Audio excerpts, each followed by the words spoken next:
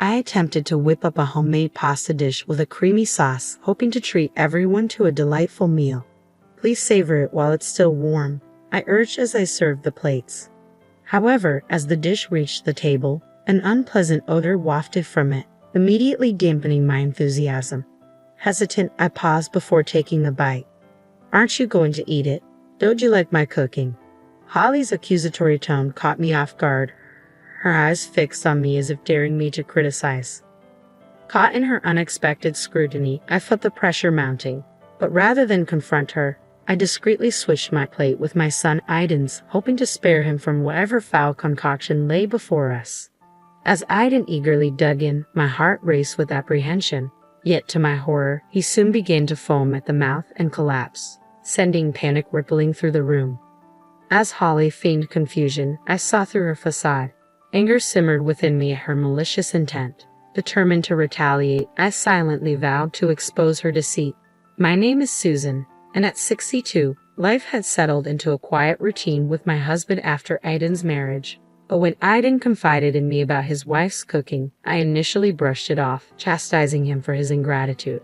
Yet his unusual reluctance to eat piqued my curiosity, so I extended an invitation for dinner, hoping to bridge the gap with Holly and foster a harmonious relationship. Little did I anticipate the audacity of Holly's actions. When they joined us for dinner, the evening unfolded without incident, leaving me to ponder the unsettling events that had transpired. I hope it suits your taste, Holly, I ventured as she sampled the dish I had prepared.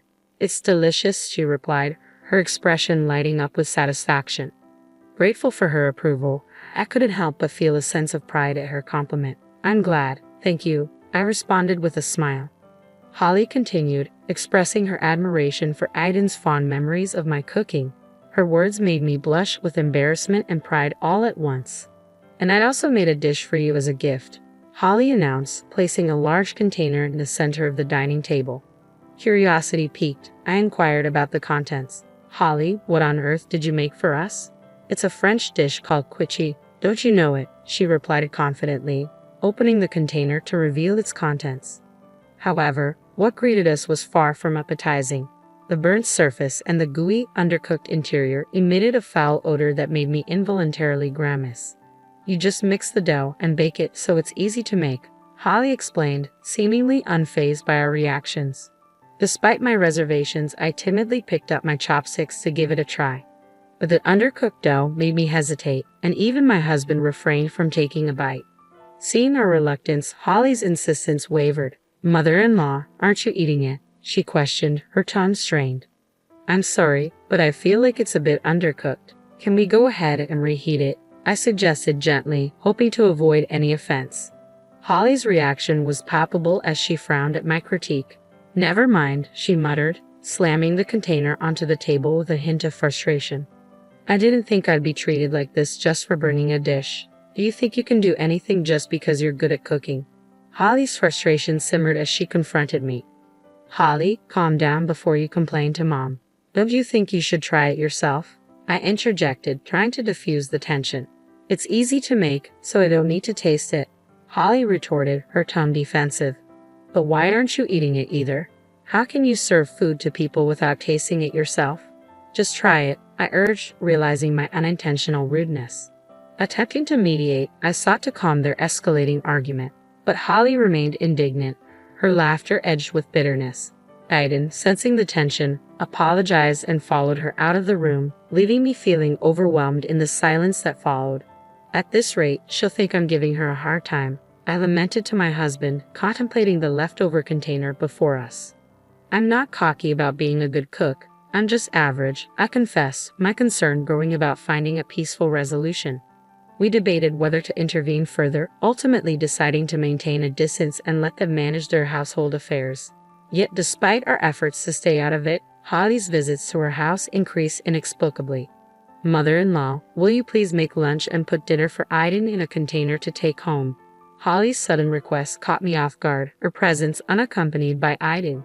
Surprised by her abrupt visit, I found myself faced with empty containers, tasked with catering to her demands once again. I approached Holly, sensing a shift in her behavior. Is everything all right? Aiden seems to prefer your cooking, so I thought I'd ask you to make our meals from now on, she stated matter-of-factly. That's a problem, Holly. Why don't we cook together? I suggested, hoping to foster a sense of camaraderie. But her response was swift and dismissive. No, you're just going to make that disgusted face again. You're just giving me a hard time. Her words left me speechless, the divide between us growing wider with each passing moment. Despite my attempts to explain, she seemed resolute in her belief that I was a terrible mother-in-law. Though cooking wasn't a burden, the thought of preparing meals daily for a daughter-in-law who harbored such animosity was daunting. I considered offering to teach her some simple dishes, but she adamantly refused. You're good at cooking, so just make it for us. And please take care of tomorrow's meal too, she demanded, her tone increasingly brazen. Despite my efforts to reason with her, she only became more obstinate. On days when I declined, she resorted to buying prepared food, causing tension between her and Aiden. Aiden was spoiled by you, wasn't he? He just gobbles up store-bought food, she complained, her frustration evident. He's always loved eating since he was young, I defended gently, trying to ease the tension. As the days passed, Holly's visits to her house became more frequent, relying on us for her meals and Aiden's dinner. Eventually, she insisted I make Aiden's lunch and deliver it in the morning, leaving me deeply troubled by the turn of events. I approached Aiden, expressing my concern about Holly's frequent visits. To my surprise, he began offering money for their meals to avoid her cooking altogether. If you're willing to spend that much, why not encourage Holly to learn to cook? I suggested, hoping for a compromise. But Holly refused, citing hurt feelings. As tensions mounted, another conflict erupted when Holly discovered Aiden's financial contributions toward our food expenses. Why are you paying your mother? Is this supposed to be an allowance? I didn't agree to this, Holly protested, her frustration palpable. It's because you're making my mom cook for us. What's wrong with paying for our food? Aiden retorted, trying to justify his actions. Despite our efforts to resolve the issue, Holly remained adamant, viewing our actions as a slight against her. No matter how much we tried to reason with her, Holly refused to listen, insisting that not eating her cooking constituted harassment. Feeling caught in the middle, I decided to step back from cooking for them, hoping it would bring some resolution, albeit temporary. However, Holly remained displeased, and I realized it was futile to continue intervening. Reluctantly, I urged them to resolve their differences on their own. Weeks later, on a calm afternoon, Holly visited again, but this time, Aiden was by her side. The unexpected sight left me on edge as I greeted them at the entrance, uncertain of what lay ahead. I want you to teach me how to cook. Holly finally agreed to listen to reason. Please, just this once, I implored, relieved that our discussion had led to a positive outcome. Together, we made our way to the kitchen, where Holly arrived with her own ingredients, displaying a newfound motivation. However, to my surprise, she insisted on working alone and promptly ushered me and Aiden out of the kitchen. Confused, we exchanged worried glances, but Holly remained firm in her decision. I can't concentrate if I'm not alone, she explained, refusing to entertain our assistance. As we anxiously waited, Holly called us back into the living room after just a few minutes. With a sense of anticipation, she served us pasta she had made in the kitchen. Though the pasta seemed hastily prepared, I hesitated to voice my concerns. But as I began to mix it with my fork, I noticed foreign objects in the cream sauce, remnants that resembled herbs but emitted an unusual scent reminiscent of air freshener.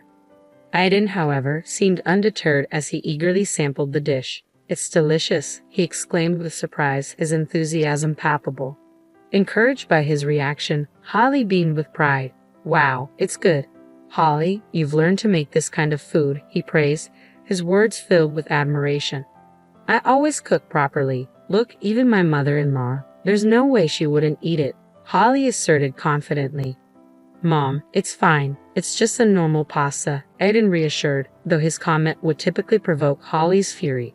However, she appeared indifferent and urged me to eat quickly. Despite her insistence, the stronger the strange smell became as I mixed it, the more hesitant I felt. Why won't you eat it? Holly questioned, suspicion creeping into her voice. So, my mother-in-law just wanted to mess with me, right? That's not true. It's just that. I began, but was interrupted by Holly's ringing phone. She hastily excused herself from the table, leaving the room. Seizing the moment, I urged Aiden to secretly exchange the pasta. He complied, happily indulging in a second serving. But within moments, he recoiled and collapsed, foaming at the mouth. I couldn't contain my shock, letting out a scream. What happened? Why did Aiden collapse? I cried out. Hearing my distress, Holly rushed back into the room, her concern evident as she knelt by Aiden's side. As I dialed for an ambulance, Holly appeared bewildered and asked what had happened to Aiden. Once Aiden was rushed to the hospital and had his stomach pumped, my husband and I arrived, relieved to see him lying on the hospital bed. But before we could express our concern, Holly questioned Aiden about the incident, echoing her earlier confusion when he collapsed. Hey, why did Aiden collapse? How come? She demanded, her agitation palpable. Ollie, please calm down, my husband interjected, attempting to diffuse the tension. But Holly's accusatory tone persisted. It should have been you. Did you force Aiden to eat it? What on earth are you talking about, Holly? What did you do? I pressed, bewildered by her accusations. Holly's response was shocking. You insulted my cooking, so I thought I'd get back at you, she admitted, her tone laced with bitterness. Get back at me, I exclaimed, incredulous. It's also my mother-in-law's fault that Aiden won't eat my cooking. Aiden has always been on her side. Though neither Aiden nor I intended to hurt her feelings, Holly remained steadfast in her accusations. That's why I thought everything would be peaceful if my mother-in-law wasn't around, she continued, unapologetic. It became evident that Holly had indeed tampered with the pasta she served me, as the white residue turned out to be detergent. Thankfully, no serious harm was done, but the situation could have been far worse. Though Aiden should have noticed the strong smell, I couldn't ignore Holly's reckless actions. If you're saying it would be better if I wasn't around, then all you needed to do was try harder at cooking, I retorted, exasperated by her lack of remorse. But if you were still alive, Aiden would always be on your side, wouldn't he? Holly countered, her unapologetic and unreflective attitude leaving me at a loss for words. Disappointed, I let out a heavy sigh, my shoulders slumping in defeat. Beside me, my husband shook his head in quiet dismay, realizing the extent of Holly's misguided actions. That's enough, Holly, I said firmly, attempting to rein in her childish rebuttal. I'd like to have a talk with your parents as well. Why? She protested, her confusion evident. Because talking to you won't get us anywhere, I explained, resolved to involve her parents in the discussion. After Aiden's safe recovery and discharge from the hospital, we convened a meeting with Holly's parents. Though Holly was initially resistant, I persisted, arranging the gathering and initiating the conversation. I deeply apologize for the tremendous trouble our daughter has caused you, Holly's mother, Kate, expressed remorsefully upon our meeting. Oh no, it's something my mother needs to apologize for, Holly interjected defensively. Kate's stern glare silenced her, prompting Holly to bow her head in contrition. Throughout the discussion, Kate's strict demeanor raised questions about Holly's behavior. We'll cover the medical expenses, and if there's anything else she can do to make amends, please let us know, Holly's father offered, attempting to rectify the situation. But Holly refused to relent. Stop it. I'm not paying any money, she protested defiantly. Turning to her, I asked the question that had been weighing on my mind. Holly, can you tell me why you did such a thing? At the hospital, I confronted Holly about her accusations. It's because Aiden only ever takes your side, she insisted, continuing to blame me for mocking her cooking and for the circumstances that led me to take over cooking duties. Unable to bear her attitude any longer, I revealed a certain photograph to Kate, her mother. What is this? Kate asked, visibly shaken as she examined the dish Holly had brought to our house, claiming it was a quiche. You served such a terrible thing to someone else, Kate scolded Holly harshly, her disappointment evident. With no defense left, Holly hung her head in silence as the lecture continued, leaving us no chance to intervene. Eventually, Holly admitted to everything, revealing her belief that if she could get me hospitalized, she wouldn't have to take care of me. The absurdity of her logic left me reeling. I'm sorry, but I can't continue our married life after being subjected to something like this, Aiden declared, his frustration evident.